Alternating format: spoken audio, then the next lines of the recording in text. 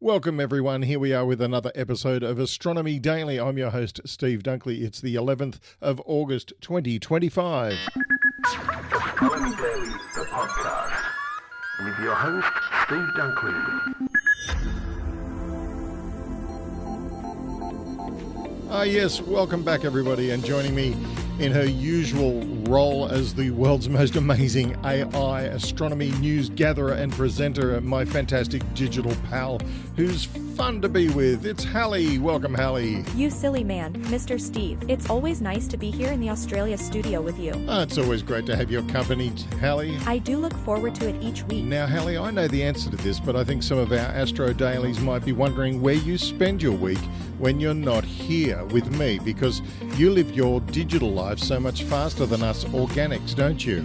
That's true, favorite human. Yeah, so tell us a bit about that. I am processing the moments thousands of times faster, so I have to fill my time in so many different ways. It explains your rapier wit. I go everywhere and experience everything. I guess it might seem like a simultaneous experience or existence. Almost. Almost? Everything all at once is still a lot to process. I leave that kind of thing to cousin Anna. Oh, yes. She's another level altogether.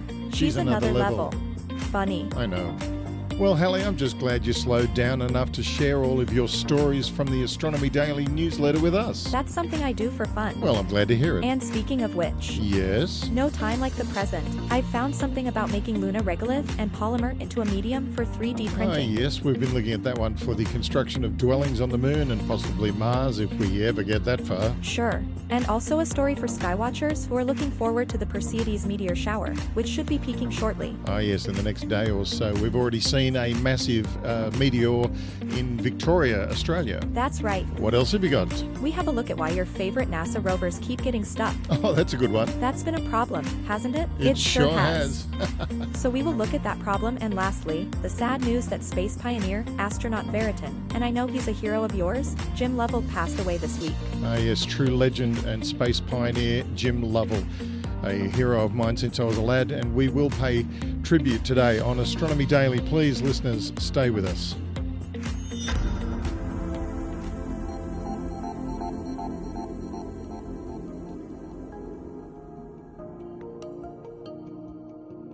Although humanity is getting better at sending robotic probes out into the solar system to explore the places no human can tread, we're still very much on a learning curve. The first extraterrestrial robotic rover was launched from Earth in 1970. It's only now, more than half a century later, that scientists have figured out why these marvels of ingenuity and engineering keep getting stuck in the soils of alien worlds. In retrospect, the idea is simple. We need to consider not only the gravitational pull on the rover but also the effect of gravity on the sand to get a better picture of how the rover will perform on the moon, explains mechanical engineer Dan Negrud of the University of Wisconsin-Madison. Our findings underscore the value of using physics-based simulation to analyze rover mobility on granular soil. Making a rover that will operate in an alien environment is more complicated than making one that will work on Earth. We've lost more than one Mars mission to giant dust storms that leave drifts of sand on solar panels, preventing the machinery from being able to generate power, for instance. Gravity is another one. The solar system bodies on which we have deployed robotic rovers have lower gravity than Earth, and this has an effect on how things move around. Engineers, when designing rovers, have therefore taken into account the effects the target gravitational environment will have. Nevertheless, rovers still manage to get stuck pretty often, requiring control teams to conduct a series of maneuvers to try and free the poor robot. It's usually fine, if annoying, although in one notable case it was not. NASA's Mars rover Spirit got stuck in soft soil in 2009, and there it remains to this day. Using computer simulations running on a physics-based engine called Project Chrono, Negrud and his colleagues set out to get to the bottom of this recurring problem. Comparing their results with real-world tests on sandy surfaces revealed a discrepancy that pointed right to it. Previous tests of rover designs in Moon and Mars simulated dirt omitted one very, very important detail: sand also behaves differently under different gravitational conditions. The dust that coats the Moon and Mars is fluffier and squishier than dust on Earth, shifting more easily, and hindering traction, making it far easier for their wheels to get stuck. Think of a vehicle on Earth that has driven into slippery mud or very loose desert sand. This eureka moment could be the missing piece of the puzzle that could keep future space exploration rovers out of a dusty jam. It's rewarding that our research is highly relevant in helping to solve many real-world engineering challenges, Negret says. I'm proud of what we've accomplished. It's very difficult as a university lab to put out industrial-strength software that is used by NASA. You're listening to Astronomy Daily, a podcast with Steve Dunkley. James Jim Lovell, one of the last 7 surviving Apollo astronauts, died on Thursday, August 7 at the age of 97, a veteran of 4 space flights at the dawn of America's human spaceflight program. He flew 2 missions in the Gemini program and then served on the crews of Apollo 8 and the ill-fated Apollo 13.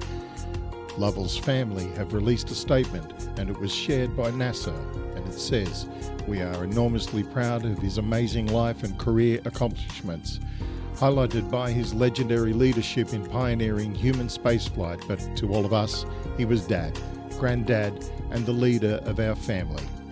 Most importantly, he was our hero. We will miss his unshakable optimism, his sense of humour, and the way he made each of us feel we could do the impossible.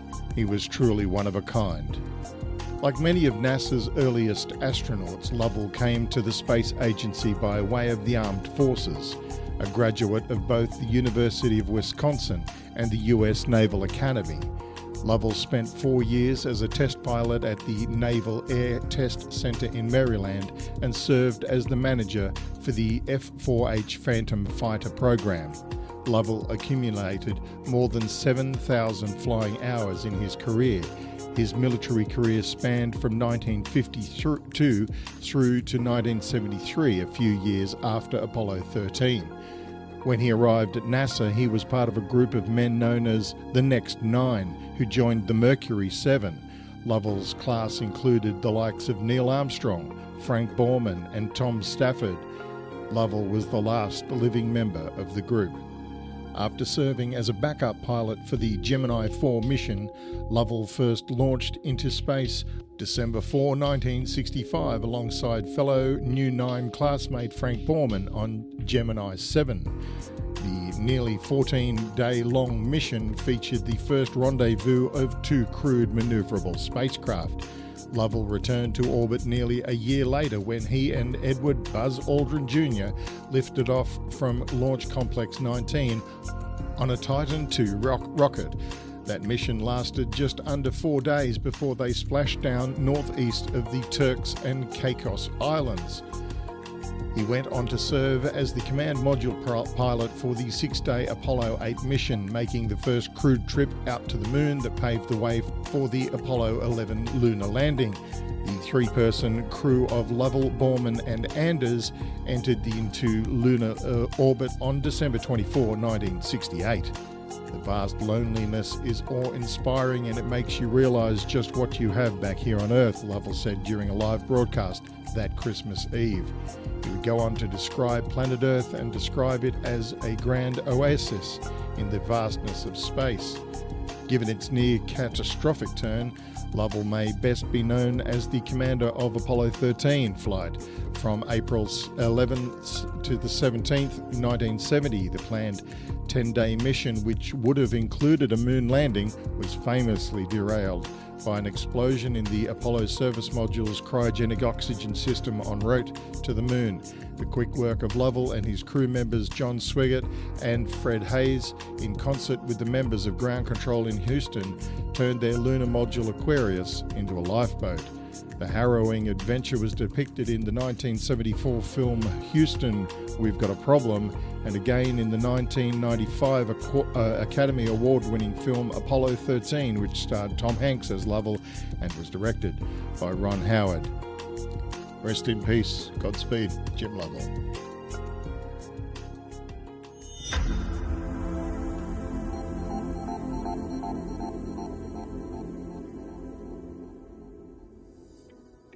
Thank you for joining us for this Monday edition of Astronomy Daily, where we offer just a few stories from the now famous Astronomy Daily newsletter, which you can receive in your email every day, just like Hallie and I do. And to do that, just visit our URL, astronomydaily.io, and place your email address in the slot provided. Just like that, you'll be receiving all the latest news about science, space science, and astronomy from around the world as it's happening. And not only that, you can interact with us by visiting at Astro Daily Pod on X or at our new Facebook page, which is, of course, Astronomy Daily on Facebook. See you there.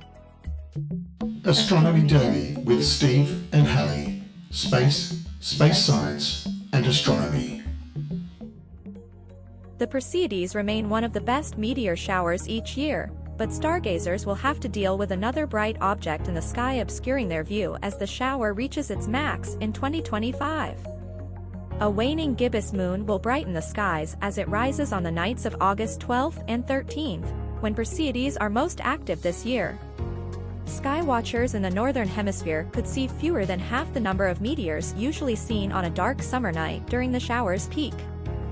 The average person under dark skies could see somewhere between 40 and 50 Perseids per hour, said Bill Cook, lead for NASA's Meteoroid Environments Office. Instead, you're probably going to see 10 to 20 per hour or fewer, and that's because we have a bright moon in the sky washing out the fainter meteors. That doesn't mean there aren't ways to improve your viewing opportunity, however. Though Perseids show up throughout the nighttime hours, the best chance to see them will be between midnight and dawn, or, even more specifically, 2 and 3 in the morning, local time. You're not likely to see Perseids around supper time, Cook said. You're going to have to go out later. When you venture out, aim for a safe, rural spot with a wide view of the sky. If you can see plenty of stars, chances are, you'll see Perseids. But remember Cook's other piece of advice: look anywhere but at the moon. The Perseids Meteor Shower may be an annual event for Earth, but the comet responsible for the meteors hasn't been near our planet in decades. The meteors are debris from the comet 109P Swift-Tuttle, which last visited our region of the solar system in 1992. As the Earth makes its way around the Sun, it passes through the debris trail left by the comet. These space remnants collide with our atmosphere and disintegrate to create fiery and colorful streaks in the sky. Though the meteors are part of a comet's debris trail, they seem to radiate outward from the Perseids constellation. This is how the meteor shower got its name, Perseids. You're listening to Astronomy Daily, the podcast with Steve Dunkley.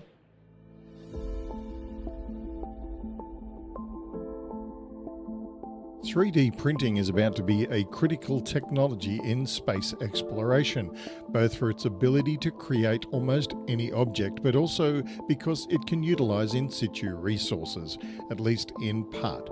However, the more of those space resources that are used in a print, the more the mechanical properties change from that on Earth, leading to problems with tensile or compressive strength. But the new paper from researchers at Concordia University hit a new milestone on how much Lunar Regolith can be used in a mixed feedstock for additive manufacturing, making it possible to use even more locally sourced material and save more launch cost than ever before. That is the equation. The research mixed Lunar Regolith simulant, which is a material created to mimic how the material on the surface of the moon works, with polyethylene ketone, good grief, more commonly known as PEEK. PEEK is the thermoplastic already in wide use in 3D printing, but previous efforts to combine it with Lunar Regolith have faltered regularly. They suffered from extrusion challenges as regolith, which is made up of hard individual particles, made it difficult to extrude without simply blowing dust all over. Additional problems resulted from the porosity of the material that was printed, which led to decreased tensile strength and increased brittleness.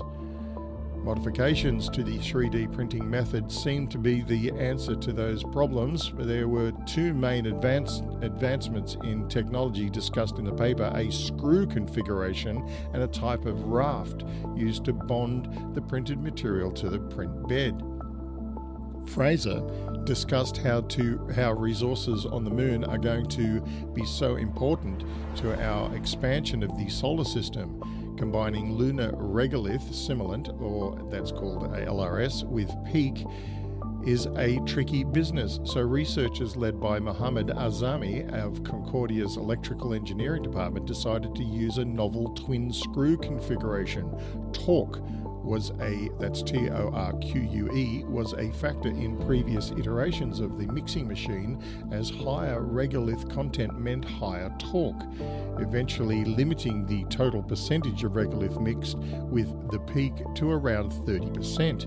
With the new configuration, the researchers were able to get concentrations of up to 50% of the regolith when combined with peak. However, when those parts were printed, they started to delaminate and warp. While common in prints of just peak itself, the addition of the regolith exacerbated the problem. To solve it, researchers used a raft, a type of intermediate layer, to help the print bond to the main printing plate. In their case, they used a different type of thermopolymer known as a polyether ketone, a PEK, P-E-K-K, as the raft, and implemented a dual nozzle system where the PEK was printed using one nozzle and the combination LRS peak was printed using the other.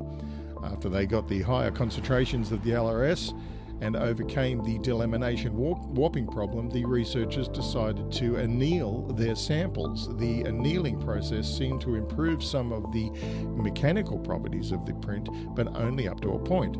At higher concentrations of LRS, the benefits of annealing were not as apparent due to breaks in the peak's polymer chain, which benefits the annealing because of the increased number of regolith particles. Fraser discusses why 3D printing is so critical to space exploration. As with all good papers on 3D printing new material, the authors then looked at the mechanical properties of their output. While there was a noticeable increase in stiffness, there was also a steady decrease in tensile strength, which was exacerbated at higher LRS concentrations. The combined material also had decreased elongation at break. That means increased brittleness, but ultimately the researchers determined that the best trade-off for using the in situ material was around a mix of 60% peak and 40% regolith. This mixture doesn't suffer from some of the more severe degradation of mechanical properties while still utilising as much local resource as possible. There's undoubtedly still room for improvement here, as this is very early on the experimentation. With these materials in the future, the researchers plan to try combining the LRS with different polymers and do more of their testing manufacturing in simulated lunar environments such as a vacuum and decreased gravity. That might help. I think it probably would be a great plan. It will be a while before 3D printing makes up a large percentage of the material used on the moon, but that time is surely on its way, and these early first steps at experimentation are how they will eventually get there. And that's good progress so far. It's good to see these things are in development. It won't be long before they'll be making igloos and other structures on the moon. Let's wait and see what they come up with. You're listening to Astronomy Daily, the podcast, with your host, Steve Dunkley.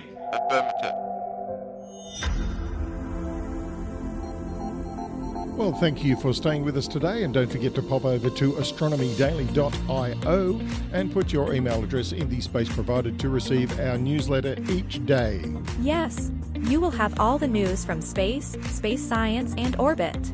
And beyond, of course. Hallie? Of course. But before we go, a quick welcome to a fellow Novocastrian, Wayne Willoughby, who is listening for the very first time. Nice to have you aboard, Wayne. I didn't know you were an avid astronomy fan from way back, but it's nice to have you. I hope you are a regular listener from now on. Thanks, mate. And that's all we have for today's session, Hallie. And we will see you next Monday for the mostly live episode of Astronomy Daily. Direct from the Australia studio down under. Oh, you love it. Beautiful as always. Right now it's a bit chilly, but it's great to have you all with us, and we will see you next week. Thanks, Hallie. Catch you next week, everyone. See ya. Bye. Astronomy Daily, the podcast. with your host, Steve Dunkley.